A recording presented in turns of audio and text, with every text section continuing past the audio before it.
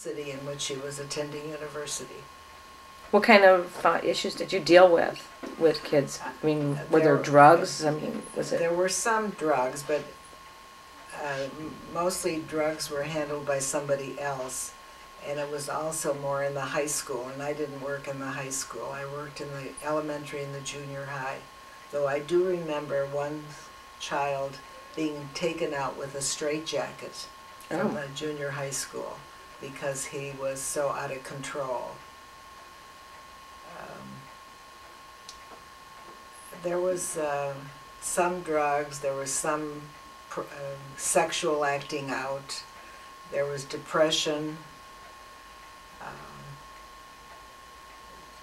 aggressive, inappropriate behavior, acting out in the classroom, not being able to get along with their fellow classmates.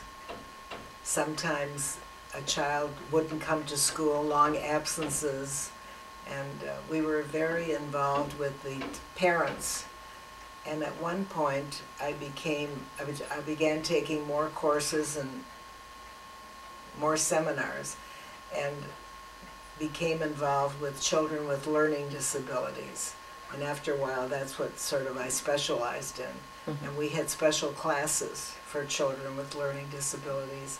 So I ran groups of children and the teacher. And I also, at that time, at one of my schools, there were many, many children who were coming from families of divorce. And so before school started, on occasion, I would run groups of the students whose parents were going through divorce. Kind of like a support group for kids? A support group. And this way the children were able to help each other, find out they weren't the only ones that were going through this, and how they could help each other. Okay. Tell me anything that stands out in your mind, any like life hurts, like losses or disappointments that really like kind of comes to mind. If you have any. Maybe you don't. Maybe all you can think of are happy memories. I feel I've had a very good life, and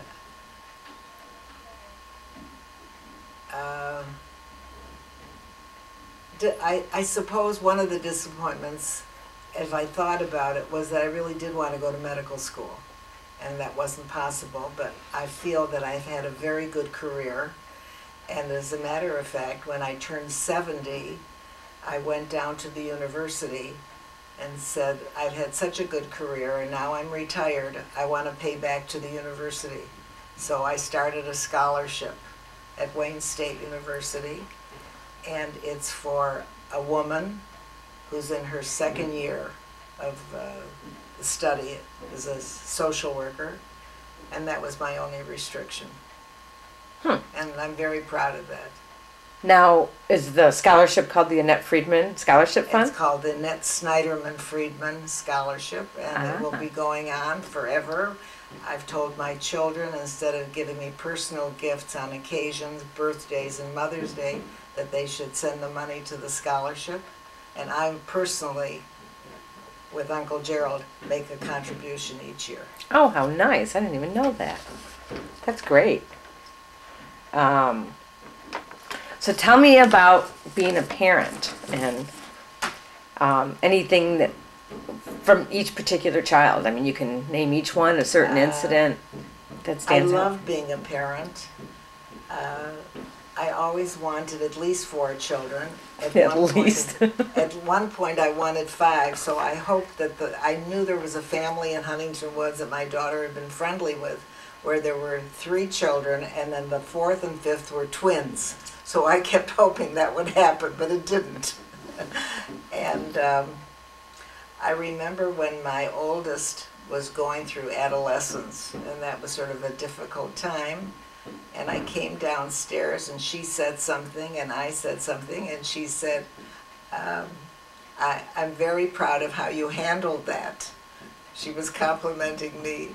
And I was so shocked that I remember I ran upstairs because I didn't know what I had done.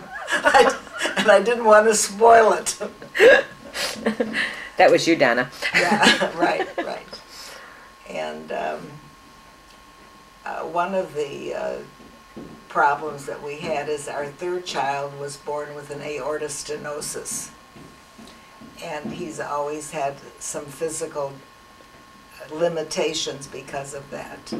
He's very athletic, but he could never be in a competitive sport because the way the doctor explained it, he needed to be able to say to himself, I'm tired, I need to rest. And when you're playing competitively, you might not have that opportunity. So he was a skier and a scuba diver and a hockey player, but it was never on a team, except pick up things where it was, you know, not organized in that real sense. Okay. And did any of your kids rebel? Did you have the rebellion issues to deal with, since all the kids kind of basically grew up through the 60s There and was some, 70s? but as far as I know, I know nobody got into trouble. And if anybody tried drugs, I really wasn't aware of it. In fact, they were sometimes surprised because I would say to them, oh, I know you can buy drugs on such a corner and such a corner. Mother, how do you know that? I said, well, I work with teenagers. I hear things at school. But I would not be surprised if they had tried the things, but never to an extent where they were bombed out or thrown out of school or anything like that. Okay, so now that you've been in retirement since, what year was it? I retired when I was 66 and a half, so that's 18 years ago.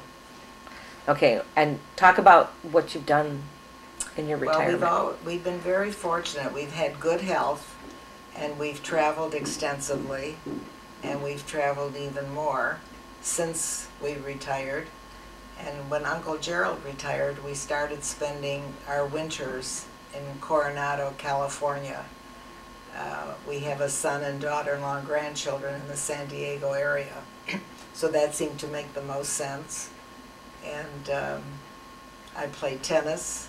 In fact, this past winter, I have to tell you, I was playing tennis 4 days a week, played bridge. We go to the theater a lot, concerts, still doing some traveling, though not as much as we used to.